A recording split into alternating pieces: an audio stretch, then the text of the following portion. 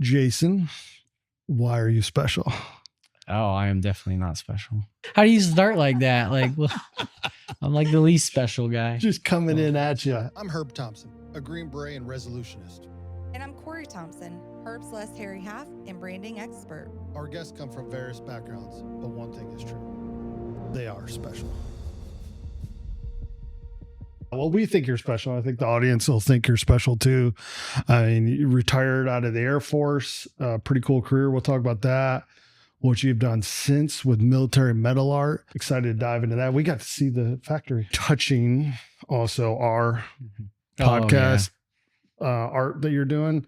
That's one of the top 10 things ever in my life. CZ will be presenting that on a future episode. CZ Cologne, also one of our guests here on the show is gonna present it, and one of our speakers at Liberty Speaks. It's cool. It's good to see this whole big circle come together. Mm-hmm. You did join the Air Force, but like, how did you end up there? I know you had maybe a challenging time through high school. Like I had a challenging time. I think you might have topped me in your challenges of high school.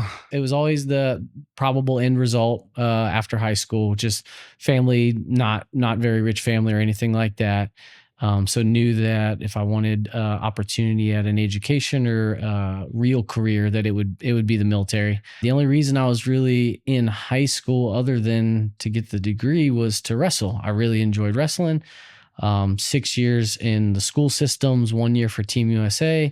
And then I also was ADHD. So I had these doctor appointments, and eventually the doctor's appointments missed so many days made me ineligible to wrestle, which at the time was all I cared about. So a friend of mine who was far more delinquent with his life, he was court ordered to go through a program called Youth Challenge Academy. I think it was like a 6-month program. Old school drill instructors.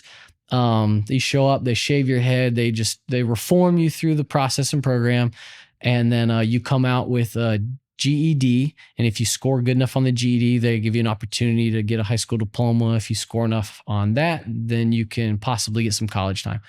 So I was like, that's all I needed was the GED to get to the military side. So I was like, if I can't wrestle, why am I wasting my time in school?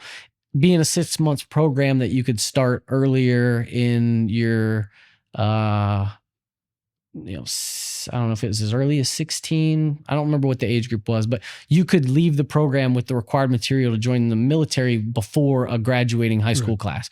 Quicker way to get to your goal. Parents put up no resistance when I said I'm dropping out of high school as a 10th grader, whatever it was. Dropped out, voluntarily went to what's normally a court-ordered program. 3 months into it, got kicked out for fighting, had no real path to jump back in the school system, didn't want to be behind my timeline. So I was like, all right, Judge, can I go back into the voluntary program for round 2? Like, yeah, sure. You want more?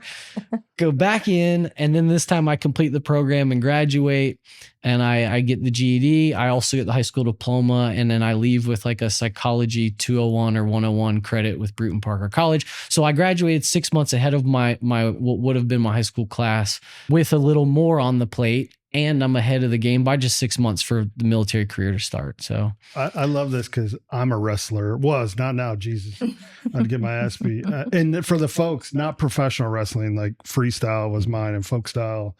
So when you told me that yesterday, I was cool. I didn't tell you I was a wrestler, but like I was like. Let me just tell you, those are some of my favorite young Herb pictures, or Herb in the unitard. I started wrestling at 7 and did it all the way up till my senior year of high school. And I actually coached or refereed a year of high school wrestling when I was stationed in Hawaii. And then you join the Air Force and you become a flight line crew chief. Yeah, crew chief, just right on the flight line, Dover, Delaware, freezing my balls off. And like I told you guys earlier, like I remember very vividly, like taking my gloves off and using the exhaust of the power cart to just warm up the extremities of your body. That the cold, like on the plane out there in the flight line, there's no heat sources, Carhartts and everything. But once the cold gets to the core, there's no warming things back up. And nothing to block the wind because you're on a flight line. Yeah, we would try and stay inside of the plane as much as possible. But yeah, I mean, you had to, and some of the work you're doing with wrenches and tools, the dexterity, you had to take the gloves off. The tools are metal, more cold. It was just misery. So that was, 2 years of that. And then off to California, PCS, off to California to go to a CRW or a more contingency type of crew chief job. Almost got pulled back into the crew chief AMXS that was out there, but the CRW kind of protected me. And then during my time there, it's full of pilots and loadmasters and navigators and aviators, and it created an environment where people were like, they cared about you for once. And they're like, hey, what would you like to do? Hey, you seem like you could go do this flight engineer thing. Have you ever heard about it? Here's a little bit extra time today to go fill out the paperwork and stuff where the traditional AMXS might not offer the time or be able to offer the time to go do that stuff. So became a flight engineer. And we found out flight engineer, like that's a pretty unique role in the Air Force. I'm just going to start with, you control the throttle on takeoff, which is still blowing my mind. But like you do a lot for the plane, not just the pilot there going around. I think I love the way that you described it earlier. Do you remember what you said about being a backseat driver? Oh, most overqualified backseat driver. Yeah. Once after a couple of years and you've kind of got it figured out, you're just, other than the parts where you're primarily the only person involved with flipping a switch or something, the majority of what you do is observing this little ecosystem in the flight deck and watching it play out. And nobody catches your mistakes because there's not somebody watching you. So you still make them. Nobody knows you made them, but you catch every mistake that the pilots do. And what more, happy thing is it to be like, hey, college trained, very talented pilot, you missed something. There's a little bit of ego in there, but as a crew of 3, like operating the plane and just it's freaking awesome. And it was a KC-10, so we're talking. This is a flying gas station. So people that may have not seen these, there's like a little boom that comes out the trailing behind it, and it will connect with another aircraft and give them gas at 30,000 feet instead of landing. So it's pretty cool, but there's only 4 of you up there flying around in this huge plane full of gas. Yep. KC-10 is unique for sure. We have, like you said earlier, the throttle extenders come off the back of the throttle, and during takeoff, engineer's hands are on there, pilot's hands are on, and about at V1, he's going to take his hand off and put it on just the controls. And after you're airborne and the communication kind of settles down and the configuration of the plane is just a little more calm, you'll tap him on the shoulder and say, hey, pilot's throttles, and he'll put his hand back over or turn the autopilot on and use that system. But yeah, it's 4 of you for the most part, unless somebody's training and is doubled up in a position, 4 of you and a couple of fighter jets with their pilots, and you're just taking the baby ducks across the pond or wherever they need to go. When we deploy in the desert, we're just burning circles and then getting told who's coming up, when they're coming up. A lot of times they'll be generous enough to pass us like the secure frequencies.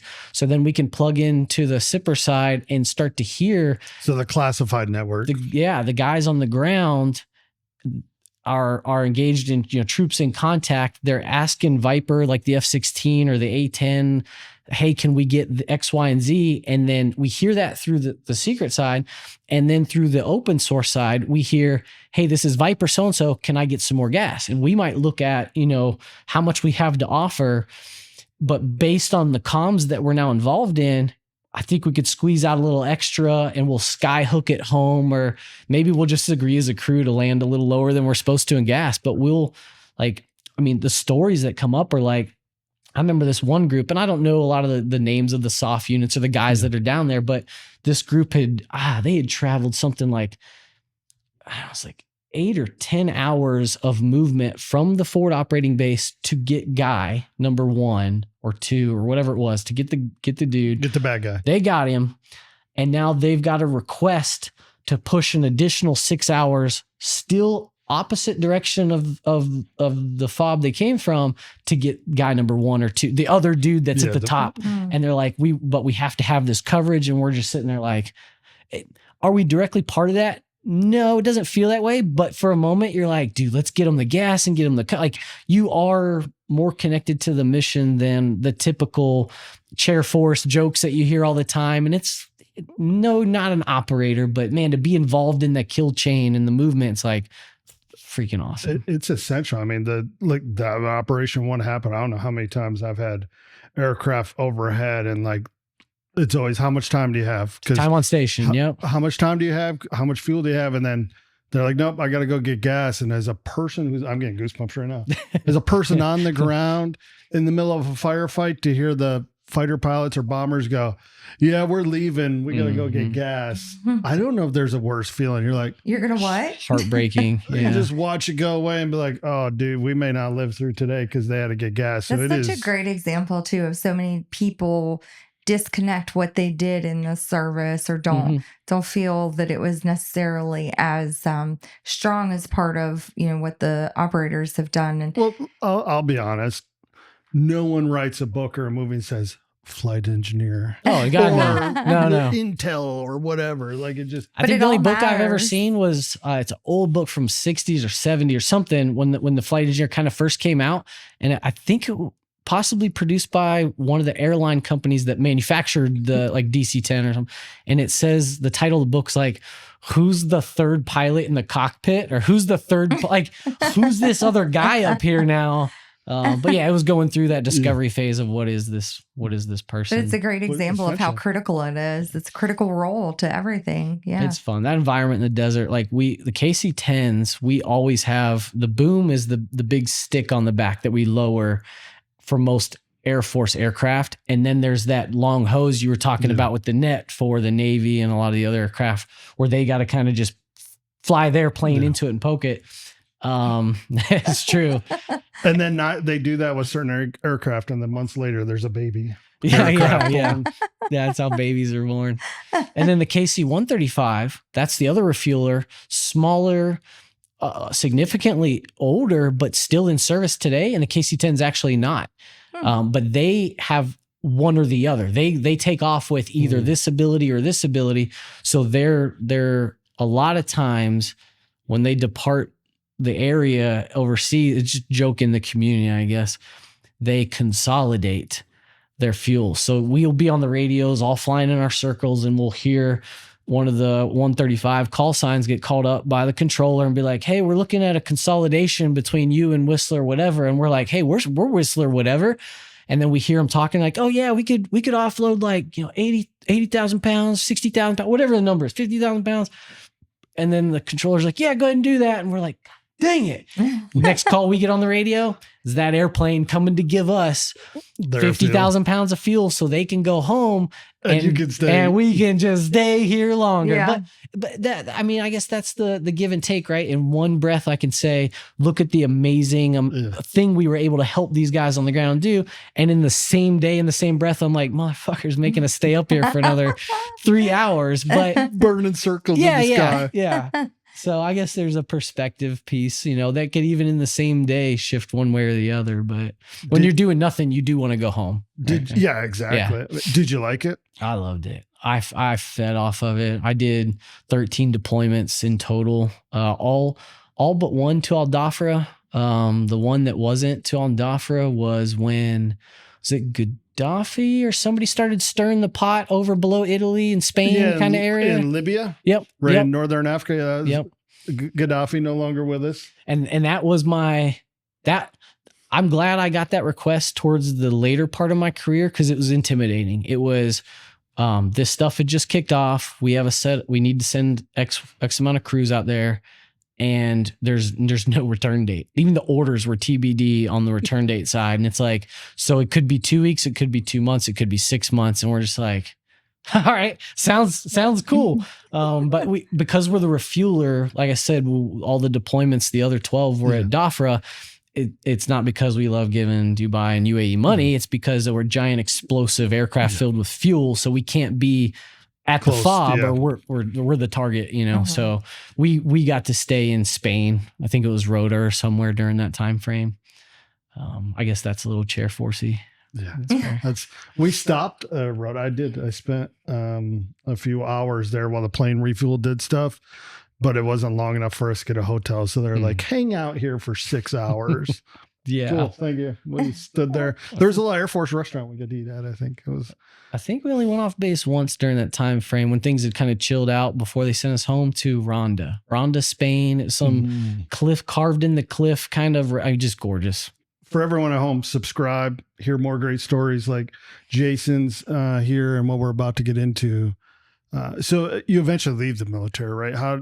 When did you know it was like, okay, it's time to go? So Military Metal Art started 2017, founded that company, and it just scaled upwards the entire time. So as I got near 20, it would have been a disservice to say, let me put in 2 more years to make senior to then keep that rank as I retire. It's like, yeah, like it just became the right time based on the workload and where everything had ended. At the end of the Air Force career, after instructing, I was lucky enough to go to Hawaii, be stationed in Hawaii. It's not anything you can complain about. Not rough life. Yeah, no. And then during my time there, the Air Force had just kind of started this Spark Cell innovation labs all over the DoD and different Air Force bases.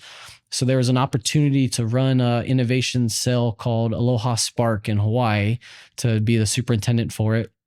So it just fit too aligned with what I was doing in the civilian sector, and I could pass civilian sector things I had learned to junior members, even senior members of the military.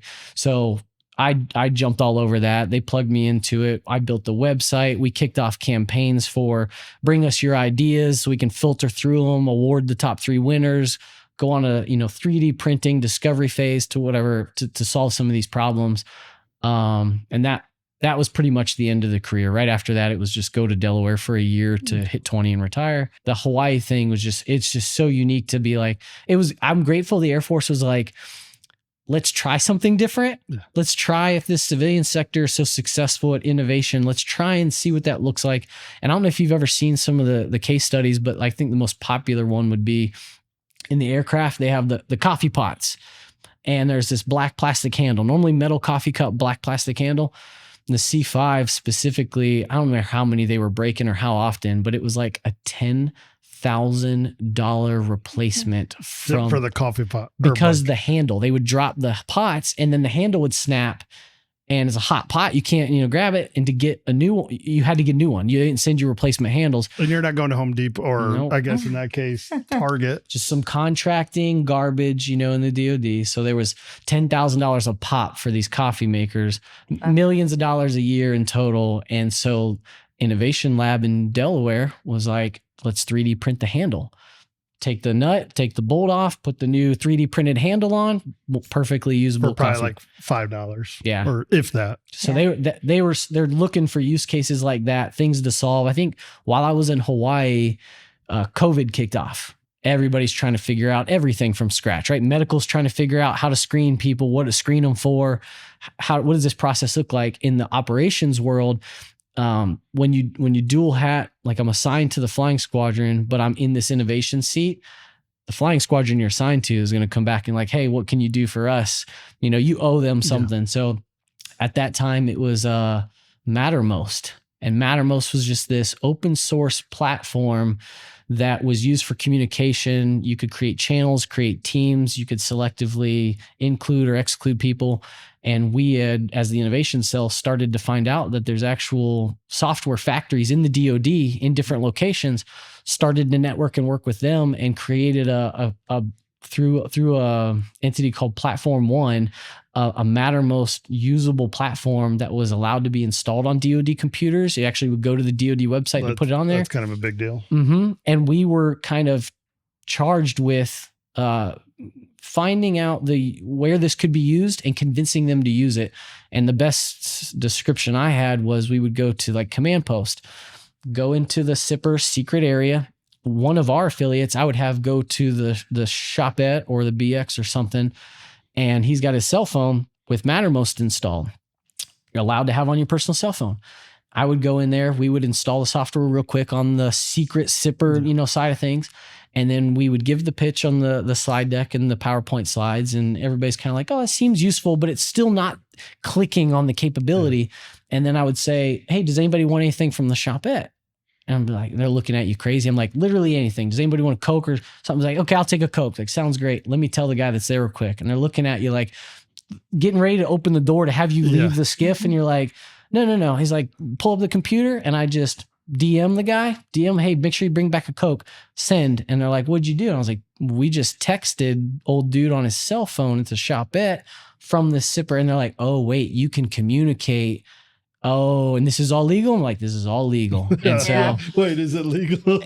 and now everything turned into now. So the flying units were building crews inside of this platform. The crews are talking to command posts, requesting orders and changes to things. And this whole ecosystem just took off. And so we wrote the playbook awesome. and all the other units started using it. And I love it too, because we talk about it often. It's one thing to talk about something, but when you show them like that, that's the ticket. That's what sells it. Like, it sells itself. And speaking of selling things, I know you also had something come to life in your hands. Can you tell us about that? Yep. That would be military metal art. 2017, I was an instructor at a schoolhouse in Lackland. We had a guy going away, needed a gift. Coworker says, I've seen these cool metal signs. Let me figure out who did them. He found the guy, had him make this first set and brought him into work. And I'm sitting there holding this flight engineer wing. So we're technically enlisted aviators. We all wear the same badge, but a long time ago, aerial gunners and flight engineers, World War II, had their own wings. And we cared about our wings from World War II is I guess where this is coming back. We really passionately cared about them. We can see that. We trusted that there was a journey we were going on there, but those wings are obviously embedded into you in a much like a very strong way, kind of like the crest for you. Yeah, there's just something special to it, right? And then you were able to. That's how military metal art got started, right? Was along the making wings like that. Well, seeing my hands, there was a passion piece that just kicked in that I've never had I've never had some type of reaction to something like that. So my reaction initially was, who wouldn't want this? Like how many of these does he make? People need to have this. I definitely wanted a set. Like I tattooed them on myself. Like I want a set of these. And so we sit down at a golf course, talk to Aaron. We become consultants under his LLC. 3 months of that. The sales are great, but nobody's really running the company. We meet again. We shred the contract. We become C Corporation, equal shareholders. And then, off we go for the next 8 years. And when you talk about incredible artwork, Herb and I are very much appreciators of art, but this is something special. I think it is special. And to see it made in the factory yesterday was just, it's not even, there's engineering in it too. There is. There's art and then there's engineering, and this is both. And for people to understand, this is sheets of metal on sheets of metal, on sheets of metal, each one perfectly polished. But then they also take a method of polishing it that gives it life and movement. And one of the pieces had an emblem that had a bear, and the polishing had even made the bear look as though it had fur. And going the different directions. I think it was something out of like Sheriff's Department of California or something. Oh, yeah. So incredible work. We're really just amazed by how lifelike everything looked. It was really incredible. Talking little. No. I mean, every piece we saw yesterday was about probably 3 foot across. But what's the biggest one? Smallest we'll get is probably about maybe 20 inches for some. We try and get them small enough and affordable enough on the smaller pieces that veterans are able to purchase them, retirements, ceremony stuff. And then the larger pieces have slightly more markup in them, but they're primarily purchased by the DOD or law enforcement. Without the markup in the larger pieces, I can't give the vets even the option to buy the smaller stuff. So that's why the price scale is the way it is. But we craft them as large as, the glass doors behind, 6 feet high by 5 feet wide is probably the biggest. We just did a Navy anchor for the... we saw it in the box. We saw the shipping boxes going in. And I love the engineering and the thought process of even making the handles, handles. on the outside of the It's box Cody. and shipping so that it gives them something to hold on to. Mhm. So it's just really interesting to see every detail thought out. It was, and just see the process from cutting the metal and all the way through to, getting the color on and polishing and doing all that, and then kind of the finishing stages. And then I don't know, maybe I'm a nerd, maybe secretly. I thought it was cool in the packing room where like packing and shipping and seeing Cody like just boom, get all this stuff ready to ship. Cause it's not like, oh, I'm shipping a cell phone or a book. I mean, it's a you're talking a massive lot. piece Some of these art. pieces are only a few pounds to hundreds of pounds. Yeah. And then putting the finishing touch. I love the way you guys take the stencil and then paint the logo, box outside the box. box. Your Yeah. logo. Yeah, that was some I don't remember. Personalized touch. I don't know who I had that conversation with, but part of the entrepreneurial path is really just figuring it out for your fucking self. For sure. And just pouring through hours of YouTube videos or anything it is, anything you have a question about, you can find the answer pretty quick, all before AI. But one of the conversations I had or videos I watched was about branding. And they were like, when you leave Tiffany, you do not leave. If you go shop at Tiffany's and you leave, you don't leave with a diamond ring. You don't leave with diamond earrings. You leave with a light blue colored bag with white straps and white tissue. Mm-hmm. That's Tiffany, that branding. And so that's what hit me is like, we need something that's military metal art. And okay, we're a startup, so all I can do is cut a simple version of the logo out and spray paint on the box. But now people are excited to like get that package in the mail. Yeah. And And you see that sitting on the porch or It wherever. looks You're like, so cool. And our lead time used to be for the first, 6-7 years, it was 6 to 8 months from the date of purchase until it shipped. And we couldn't do better than that because we weren't going to sacrifice the quality of the art. Sure. We're going to craft it the same. It just takes longer. Thankfully, people put up with us and still bought it. But yeah, imagine after a 6-month wait and you get home and it's like, oh, thank God, I forgot I even bought it's that. like Christmas surprise. You're like, what is that? Oh, wait, I know what that is. And so what's your lead time now? More like, or is it dependent? 30 days for most of the year. And during the busy season, it might tap into 60. I think it's still at 60 now. And then next month it'll be 30. It's normally out the door in 2 weeks because we always want to have that buffer of expectation management, getting it to you before you expect. Like the Navy anchor's going to, I think, the Navy Museum, Rhode Island, somewhere up in the Northeast with a pretty where there's large, lots of water. Some Navy place near the water. Yeah. And then, like you were talking about the polish, you guys both got to put your hands on I'm that not process. gonna lie, man. I was worried I was gonna mess it because a logo. People are going to see it behind us here coming up. And I don't know if Jason was in there for that story. Did you hear me talk about the rake? No. Okay. So once upon a time, we went to the store and purchased 2 brand new rakes. And I made sure to get the expensive, like leaf Durable. rakes, right? Oh, Leaf But the rakes. durable, like not like cheap. So Yeah. Not the flimsy little guys. So within literally a minute, I hear her sounding like Mongo go, oh, I heard snap and I heard, uh-oh. And I look over and he's holding a piece in each hand. And he said, the rake break. Why did it break? It's so, what'd you say? It's so cheap or It's something. like I just spent $50 why on a did damn it- rake that broke. Is the yours didn't break? I said, no, mine didn't break No. because you're just so strong. So I was worried that I was going to like Send it into orbit. send it in order, Oh. mess the piece up, has to go back into more fabrication and manufacturing. So But you're quite I delicate was with like, it. where she was like, Oh yeah, really good. Yeah. Aaron will fix anything, but that's 12 and 14 gauge cold rolled steel. That's one of my favorite videos. I think he was a Cubs fan, as a friend of Aaron's, but it was for his dad. But we crafted the Cubs baseball logo, sent it to him for free, and he sent us this video where he's filming his dad, and he opens the box, and he picks it up, and he sets it down, and then he knocks on it like boom, boom, boom, and he's like, that's steel. And he couldn't believe it wasn't aluminum or Yeah. like cheap, like if you're all about the pliable. money, you're gonna make the decisions to cut those corners. Right. We've tried some other metals like stainless steel for its outdoor properties, and it doesn't absorb the coloring process right, and the polish doesn't look the best. And it's like, we're just gonna like stick with what works. Like what Kane's Yeah. chicken finger guys, like, hey, just stick with we what do chicken works. fingers. Yeah. What else? We'll put chicken fingers between bread. Yeah. But we're doing Oh, chicken you want a fingers. chicken sandwich? Yeah. Guess what you get? Chicken fingers And on bread. And that polishing process you guys that take part of is one of Yeah. the big differences between us and some of the other companies is there are machines that you can send these sheets metals through that come down and 20 polish heads will put squiggly lines and it'll look squiggly. Or you can have a guy come through and just, do S's on it.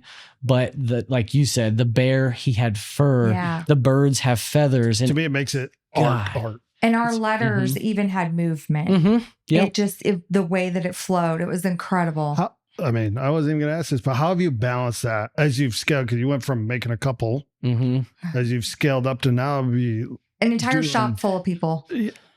quality versus quantity. And we saw yesterday, in this factory, it's high quality, but still racking out, quantity. It feels like there was a maybe 3 year, maybe 2 or 3 year time frame where we knew we had to go from, we couldn't go into a 12-month lead time. We have to scale. And I think two people had the most difficult time, and that would be both me and Aaron, the other owner. Difficult for me to think about because he would take the photo video. At that time, we didn't have Truman or anybody else, but he would take the photo video and send it to me. If there was feedback, I would give it. Most of the time there's not. I'm watermarking, cataloging the images.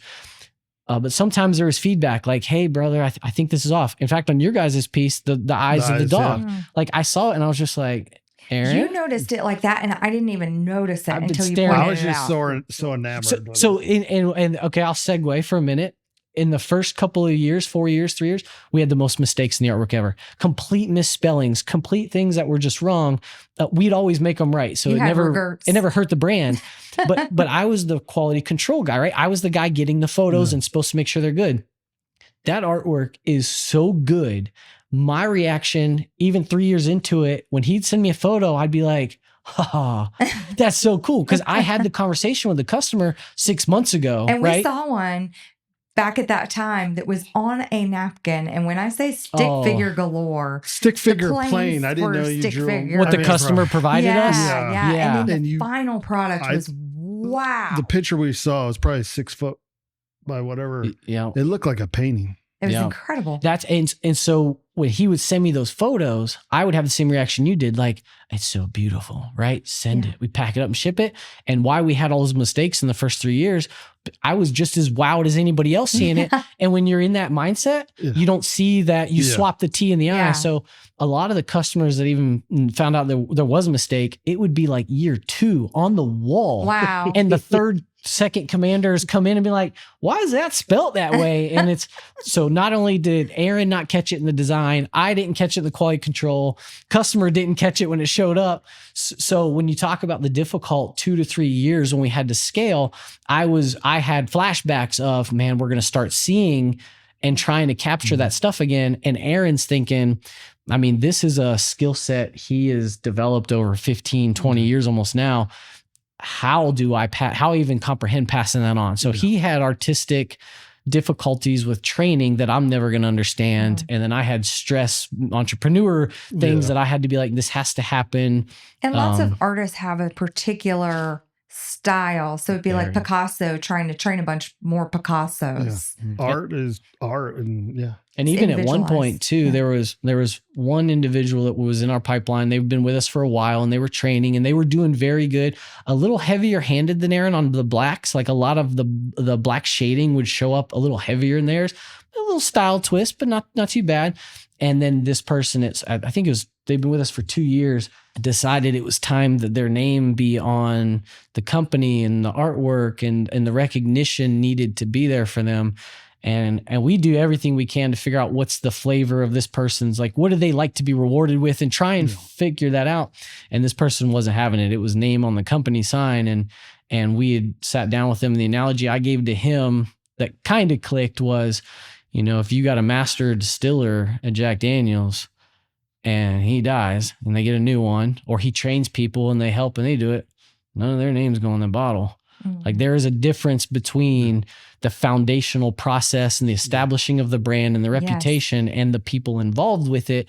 And I tried to use that analogy and then he quit. So I was like, okay, Hey, you tried. maybe it got through. Maybe he's like, my name will never be on there. And that's what I have to have. That's okay. That's okay. There's power in that realization as a business owner to know not only what business aligns, but what talent does or doesn't align as well. Yeah, that was difficult. So you've 8 years, 7, 8 years, military metal art. Mm-hmm. I don't want to say, not to be flippant, but it's kind of like your baby. Obviously, you can see the passion for it. How do you kind of give up your baby? And maybe that's not the right term. Like, but obviously, it's at some point something changes, right? Even for an adult, your kid eventually grows up and whatever. So, like, how are you dealing with as you kind of look at your future? We did exit a majority position April 2024. And the reason we went through the process was it was the best I could make it. So I arrived at a point where I was like, I would like to pull in more law enforcement or some of the other branches get more involved instead of just like, it is a majority Air Force, Space Force, but I wanted to see some of this other stuff, but I had no bandwidth to pursue those avenues. I wanted the website to be built in a different system. I don't have the bandwidth or experience with some of it. And to scale beyond the point we were at, I felt like I can't do it. It's not some, like you go to Shark Tank and the sharks are like, no, you're doing so great. Keep going. It's like, I am dying inside. I can't raise it anymore. It's grown up to. Yeah. So this thing it's great. Everybody loves it. I feel like more people should have access to it and be able to, without a 6-month, 8-month lead time. I can't provide that. And so it would be a disservice to the company if I acted like I'm the only one that can do this and stay in the seat. So we were lucky. We got Jake and Gary from Boston area. They are private equity, but they don't like to describe themselves as private equity at all. They hate the title. They hate the name and everything that goes with it. It's not gotten a good rap. No. But when they convinced me and Aaron was when they came and had dinner with us and they're like, we touch nothing. We want you to continue doing exactly what you're doing. We want the product to be the exact same. And we just want to work from the top down on efficiencies that you're not familiar with. And I'm like, love it. And to this day, most people don't even know the company changed majority ownership, but like me and Aaron still have equity in the business. You all are running it. You are the military metal art. Yeah, we saw it in person. Yeah. Yeah, they really stepped in with some strategy and ideas and different ways of doing things that just how you can't say no to 90% of what they bring to us. We're like, that's a genius idea, guys. You know, any of these softwares and platforms and any of the things that need to happen in a company to scale it, they're very expensive. So having, someone with the capabilities to provide that is critical to making it a scalable business. Definitely. Yep. Where are you going now? Where do you see yourself? And now I know this answer. Actually, I don't know the answer because I don't think you know the answer. I don't know which of the avenues are going to be accepted first, early adopters, kind of the artwork. I know that it took me, so the first year 1, starting into year 2, it's exciting. I mean, you're working, but it's fun. You're building, like my wife, I fall asleep on my laptop. She has pictures of me passed out on the laptop, sometimes like still in uniform or whatever, but just after work, coming home, crushing it until your body fails again and again and again, but you're loving it. You're building, this thing. But you're never thinking really, I guess, into why do people like it? Why is it valuable to somebody? What's like none of that stuff until you start to want to scale, and then you need to figure it out. But we weren't at a scale point, but I had somehow become connected with and start a relationship with a couple of SELs or CZ and some of these other people. And I think even before CZ, the guy's name was Adam Bingham. I think he was a lieutenant colonel at the time. Charleston Air Force Base, one of the airlift squadrons there, the Pelicans. He was the squadron commander. I think he's a colonel now doing something at Scott, and he will be a general. He's the guy, he's like one of them guys that you cheer for. It's like, I hope to God you make general. Very few times in my career have I had an officer not only talking to you, but engaging with you, and you knew that you were being mentored and you were loving it. Matt Huseman, who was, I think he's still at the academy, at the Air Force Academy right now doing something, and Adam Bingham for me are some of the two I remember. And Bingham, on the phone call we were having, it was just like, a 45-minute or hour long just talk about stuff. And I had asked him, hey, just curious, what makes the metal art for you? Like, why did you, buy whatever you did? And Adam was like, I believe in the goldfish effect. He's like, essentially fish have an indefinite growth, but it's limited by the environment they're in. When we're at home and not flying in our squadron, he goes, I want my fish, my squadron, my members to be as big and elevated in whatever aspect, not physically big, but I want them to perform at the highest level. And he goes, when you walk into, a Google workspace or a Facebook or Meta workspace, everything around you is premium. Everything is brand new. Everything is clean. It makes you feel like there's an expectation of performance that's not where you walked in the door. And he was like, I want that in my squadrons. So I create this environment. He's like, your metal signs for me, there's the wind signs of traditional stuff, but then this is different. And this creates. And he goes, not only that, it's an identity and culture piece, because on all of our flight suits is that same squadron patch image. And now we've elevated it to the max that I'm capable of finding somebody to do it.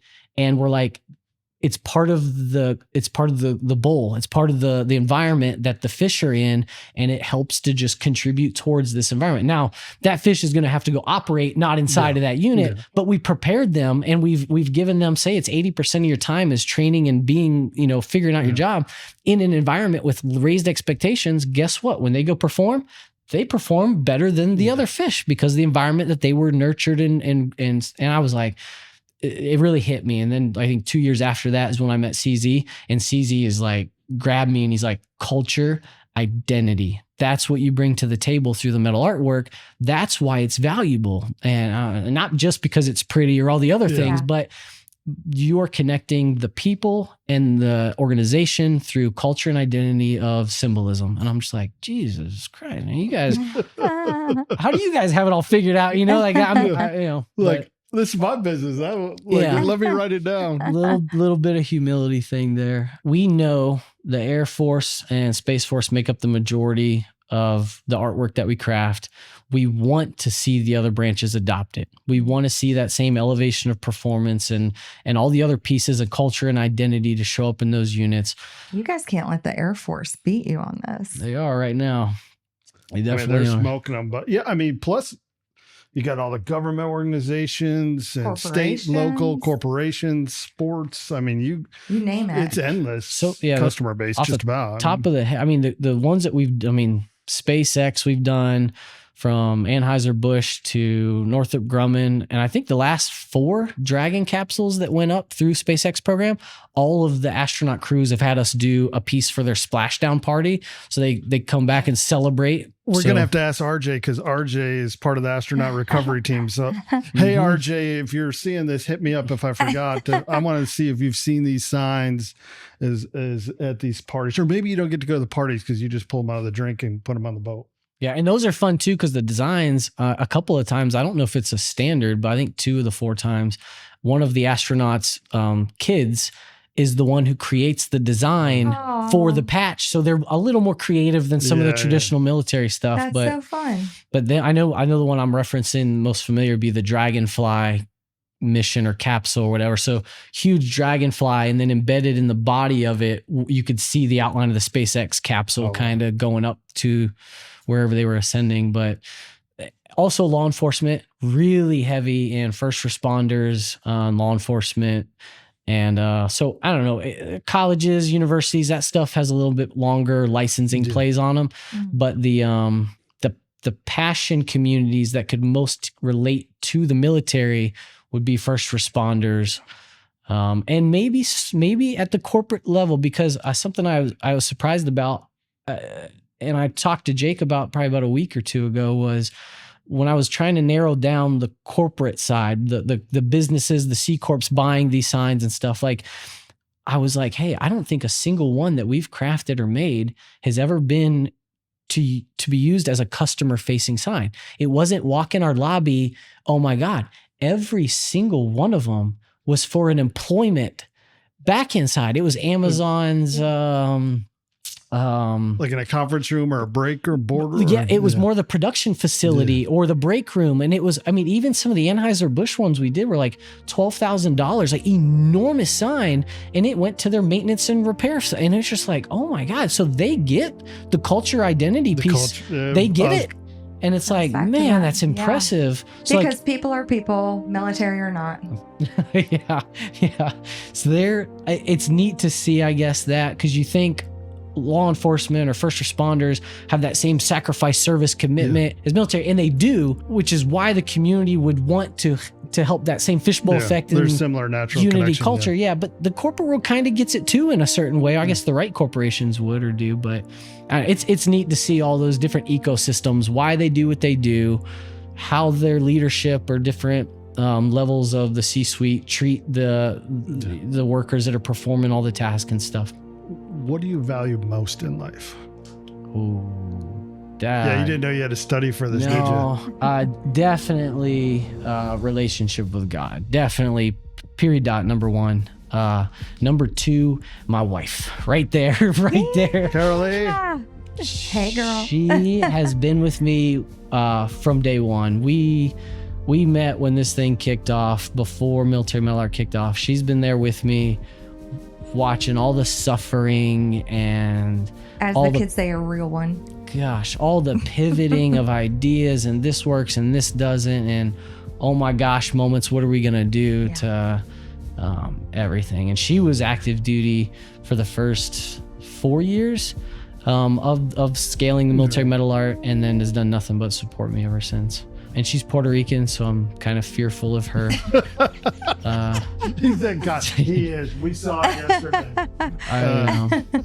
He is. No, it was. She's incredible, though. It was Yeah. incredible. We adore her. Spending. We obviously have met before now, but like spending some quality time with you all yesterday, it was just really cool. And It was a really special day. we're And grateful. she was a trooper. Yeah, she was, because poor Carolee got sick and she troopered through it. I'm very grateful. Just your time, the hospitality, and sharing it with us. And we're very excited. And we really appreciate coming on the show, buddy. So thank you, man. Yeah, man. Thank you. Thanks, sir. Subscribe, like, and comment, and don't forget to set those notifications. We'll see you next week with another special guest. Until then, own your journey.